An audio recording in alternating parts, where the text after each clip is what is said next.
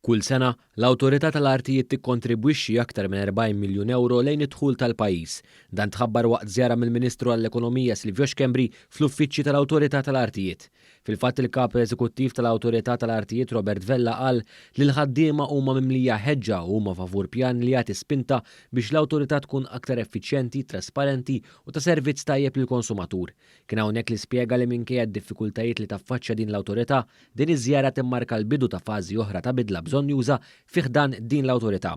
Tieni fażi, il-viżjoni bbażata fuq awtorità li tħares iktar lejn servizz għall konsumatur u dana mhux bi kliem biss, dana tisir investiment biex is-sistemi antikwati jiġu digitized, ikun hemm iktar aċċess mill-pubbliku inneħħu qisu dak il-velu tal-mistieru li għandha l-awtorità hemm barra li kulħadd jgħid l-hemmhekk ma nersaqx u diffiċli tinqeda, dak kollu irid jispiċċa.